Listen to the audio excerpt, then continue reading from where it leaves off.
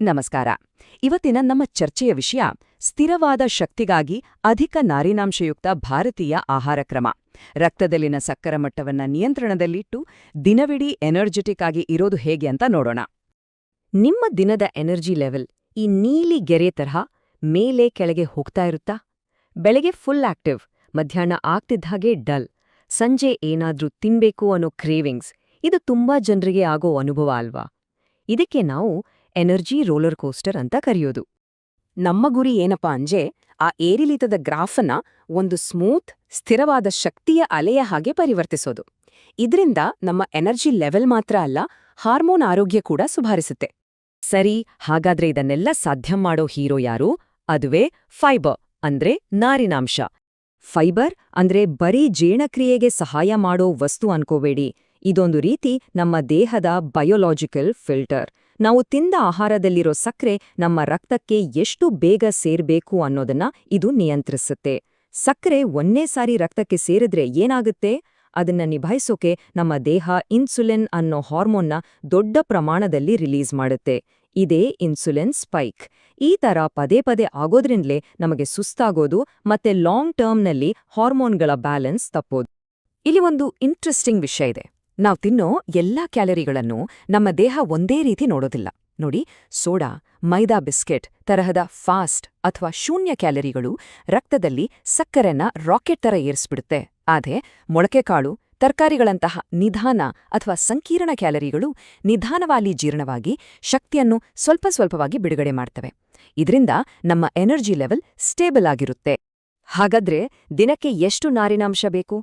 ತಜ್ಞರು ಹೇಳೋ ಪ್ರಕಾರ ದಿನಕ್ಕೆ ಸುಮಾರು 25-30 ಗ್ರಾಂ ನಾರಿನಾಂಶ ಸೇವಿಸಿದ್ರೆ ರಕ್ತದ ಸಕ್ಕರೆ ಮಟ್ಟವನ್ನ ನಿಯಂತ್ರಣದಲ್ಲಿಡೋಕೆ ಮತ್ತು ಹಾರ್ಮೋನುಗಳ ಆರೋಗ್ಯವನ್ನ ಕಾಪಾಡ್ಕೊಳ್ಳೋಕೆ ತುಂಬಾನೇ ಸಹಾಯ ಆಗತ್ತೆ. ಓಕೆ, 25-30 ಗ್ರಾಂ ಫೈಬರ್ ಕೇಳೋಕೆ ಜಾಸ್ತಿ ಅನ್ಸಬಹುದು, ಆದ್ರೆ ಅದನ್ನ ನಮ್ಮ ಡಯಟ್ನಲ್ಲಿ ಸೇರ್ಸೋದು ಹೇಗೆ? ಅದಕ್ಕೆ ಇಲ್ಲಿದೆ 4 ಸಿಂಪಲ್ ಫಾಲೋ ಮಾಡಬಹುದಾದ ನಿಯಮಗಳು. ಅವು ಯಾವ್ಯಾವು ಅಂದೆ? ಮೊದಲನೇದು, ನಮ್ಮ ಮುಖ್ಯ ಆಹಾರಗಳನ್ನ ಅಪ್ಗ್ರೇಡ್ ಮಾಡೋದು. ಎರಡನೇದು, 3 ಗಂಟೆಗಳ ನಿಯಮವನ್ನ ಪಾಲಿಸೋದು.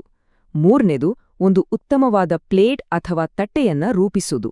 ಮತ್ತು ಕೊನೆಯದಾಗಿ 4ನೇದು, ಮೊದಲು ತರಕಾರಿಗಳನ್ನ ತಿನ್ನೋದು. ಬನ್ನಿ ಒಂದೊಂದಾಗಿ ನೋಡೋಣ. ನಿಯಮ 1, ನಿಮ್ಮ ಪ್ರಮುಖ ಆಹಾರಗಳನ್ನ ಮೇಲ್ದರ್ಜೆಗೇರಿಸಿ.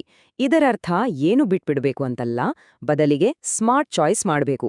ಉದಾಹರಣೆಗೆ, ಬಿಳಿ ಅಕ್ಕಿ ಬದಲು ಸಿರಿಧಾನ್ಯ ಅಥವಾ ಬ್ರೌನ್ ರೈಸ್ ಬಳಸಿ. ಮೈದಾ ಬ್ರೆಡ್ ಬದಲಿಗೆ ಹೊಟ್ಟು ಸಹಿತ ಗೋಧಿ ಹಿಟ್ಟಿನ ಚಪಾತಿ ಅಥವಾ ಜೋಳ ಸಜ್ಜಿಯ ರೊಟ್ಟಿ ತಿನ್ನಿ. ಹಾಗೆಯೇ ಹಣ್ಣಿನ ಜ್ಯೂಸ್ ಕುಡಿಯೋ ಬದಲು ಸಿಪ್ಪೆಯೊಂದಿಗೆ ಪೂರ್ತಿ ಹಣ್ಣನ್ನೇ ತಿನ್ನಿ. ಯಾಕಂದ್ರೆ ಜ್ಯೂಸ್ ಮಾಡಿದಾಗ ನಾರಿನಾಂಶ ಹೊರಟೋಗುತ್ತೆ, ಬರೀ ಸಕ್ಕರೆ ಉಳಿಯುತ್ತೆ. ಎರಡನೆಯ ನಿಯಮ, 3 ಗಂಟೆಗಳ ನಿಯಮ. ಇದು ತುಂಬಾ ಸಿಂಪಲ್. ಒಂದೇ ಸಾರಿ ಹೊಟ್ಟೆ ತುಂಬಾ ತಿನ್ನೋ ಬದಲು ಪ್ರತಿ 2.5-3 ಗಂಟೆಗೊಮ್ಮೆ ಸ್ವಲ್ಪ ಸ್ವಲ್ಪ ಊಟ ಅಥವಾ ತಿಂಡಿ ಸೇವಿಸೋದು. ಹೀಗೆ ಮಾಡೋದ್ರಿಂದ ರಕ್ತದಲ್ಲಿ ಸಕ್ಕರೆ ಮಟ್ಟ ಒಂದೇ ಸಮನಾಗಿರುತ್ತೆ, ದೊಡ್ಡ ಇನ್ಸುಲಿನ್ ಸ್ಪೈಕ್ಗಳೂ ಆಗೋದಿಲ್ಲ, ಮಧ್ಯಾಹ್ನ ನಿದ್ದೆ ಬರೋದು, ಸುಸ್ತಾಗೋದು ಕೂಡ ತಪ್ಪುತ್ತೆ. ಮೂರನೆಯ ನಿಯಮ, ಒಂದು ಉತ್ತಮವಾದ ತಟ್ಟೆಯನ್ನು ರೂಪಿಸೋದು. ಇದನ್ನ ಪರ್ಫೆಕ್ಟ್ ಪ್ಲೇಟ್ ಮೆಥಡ್ ಅಂತಾನೂ ಕರೀತಾರೆ. ನಿಮ್ಮ ಊಟದ ತಟ್ಟೆಯನ್ನ ಮನಸ್ಸಲ್ಲೇ 4 ಭಾಗ ಮಾಡಿ. ಅದರಲ್ಲಿ 2 ಭಾಗ ಅಂದ್ರೆ ಅರ್ಧದಷ್ಟು ಪಿಷ್ಟರಹಿತ ತರಕಾರಿಗಳಿಂದ ತುಂಬಿರಬೇಕು. ಉಳಿದ ಕಾಲು ಭಾಗದಲ್ಲಿ ಪ್ರೋಟೀನ್ ಅಂದ್ರೆ ಬೇಳೆ, ಪನೀರ್, ಮೊಟ್ಟೆ ಅಥವಾ ಚಿಕನ್ ಇರ್ಲಿ. ಕೊನೆಯ ಕಾಲು ಭಾಗದಲ್ಲಿ ಧಾನ್ಯಗಳು ಅಂದ್ರೆ ಚಪಾತಿ, ರೊಟ್ಟಿ ಅಥವಾ ಸ್ವಲ್ಪ ಅನ್ನ. ಈ ರೀತಿ ಮಾಡಿದ್ರೆ ಪ್ರತಿ ಊಟದಲ್ಲೂ ನಾರಿನಾಂಶ, ಪ್ರೋಟೀನ್ ಮತ್ತು ಕಾರ್ಬ್ಸ್ ಸರಿಯಾದ ಪ್ರಮಾಣದಲ್ಲಿ ಸಿಗುತ್ತೆ. 4ನೇ ಮತ್ತು ಅತ್ಯಂತ ಪ್ರಮುಖ ನಿಯಮ, ಮೊದಲು ತರಕಾರಿ, ಕೊನೆಗೆ ಅನ್ನ. ಊಟ ಶುರು ಮಾಡೋವಾಗ ಮೊದಲು ಸಲಾಡ್ ಅಥವಾ ಪಲ್ಯದಂತಹ ತರಕಾರಿಗಳನ್ನ ತಿನ್ಬೇಕು. ಹೀಗೆ ಮಾಡೋದ್ರಿಂದ ನಮ್ಮ ಕರುಳಿನಲ್ಲಿ ಒಂದು ಫೈಬರ್ ಮ್ಯಾಟ್ ಅಂದ್ರೆ ನಾರಿನಾಂಶದ ಒಂದು ಪದರ ಉಂಟಾಗತ್ತೆ. ಆಮೇಲೆ ನಾವು ತಿನ್ನೋ ಅನ್ನ ಅಥವಾ ಚಪಾತಿಯಲ್ಲಿರೋ ಕಾರ್ಬೋಹೈಡ್ರೇಟ್ಸ್ಗಳು ನಿಧಾನವಾಗಿ ಜೀರ್ಣವಾಗತ್ತೆ.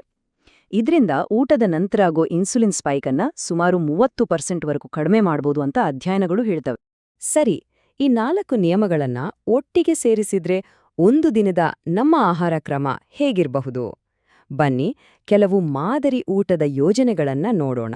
ಇದು ನಿಮ್ಗೆ ಶುರು ಮಾಡೋಕೆ ಒಂದು ಒಳ್ಳೆ ಐಡಿಯಾ ಕೊಡುತ್ತೆ.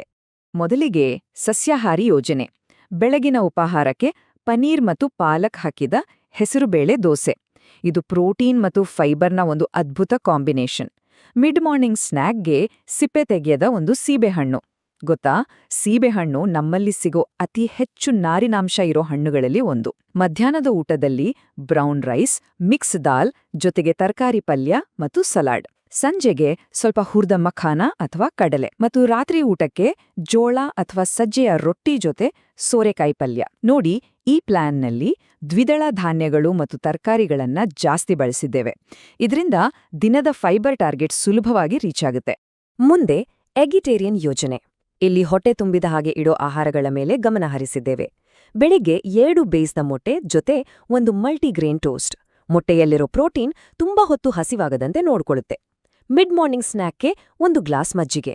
ಮಧ್ಯಾಹ್ನದ ಊಟಕ್ಕೆ ಗೋಧಿ ರೊಟ್ಟಿ ಜೊತೆ ರಾಜ್ಮಾ ಅಥವಾ ಛೋಲೆ. ಸಂಜೆ ಸ್ನ್ಯಾಕ್ಸ್ಗೆ 1 ಬಟ್ಲು ಬೇಯಿಸಿದ ಮೊಳಕೆಕಾಳು. ರಾತ್ರಿ ಊಟಕ್ಕೆ ಸಿರಿಧಾನ್ಯದ ರೊಟ್ಟಿ ಜೊತೆ ಎಗ್ ಬುರ್ಜಿ.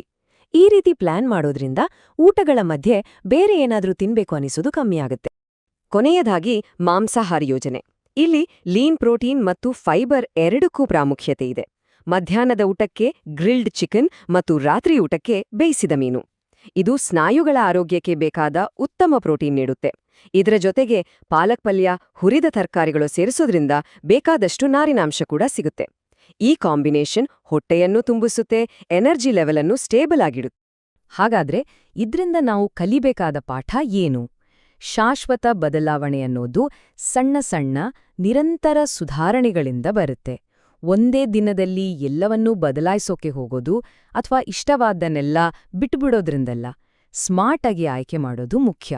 ಹೋಗೋ ಮುನ್ನ ಇಲ್ಲೊಂದು ಪ್ರಶ್ನೆ. ಈ ಆರೋಗ್ಯಕರ ಅಭ್ಯಾಸಗಳನ್ನ ಶುರು ಮಾಡೋಕೆ ಈ ವಾರ ತಾವು ಮಾಡಬಹುದಾದ ಒಂದೇ ಒಂದು ಸಣ್ಣ ಸ್ಮಾರ್ಟ್ ಬದಲಾವಣೆ ಯಾವುದು? ಬಹುಶಃ ಬಿಳಿ ಬ್ರೆಡ್ ಬದಲು ಮಲ್ಟಿಗ್ರೇನ್ ಬ್ರೆಡ್ ತರೋದಾ? ಅಥವಾ ಸಂಜೆ ಕುಡಿಯೋ ಟೀ ಜೊತೆ ಬಿಸ್ಕೆಟ್ ಬದಲು ಒಂದ್ ಹಿಡಿ ಕಡ್ಲೆ ತಿನ್ನೋದಾ? ಯೋಚನೆ ನೋಡಿ. ಸಣ್ಣ ಹೆಜ್ಜೆಯೇ ದೊಡ್ಡ ಬದಲಾವಣೆಗೆ ನಾಂದಿ.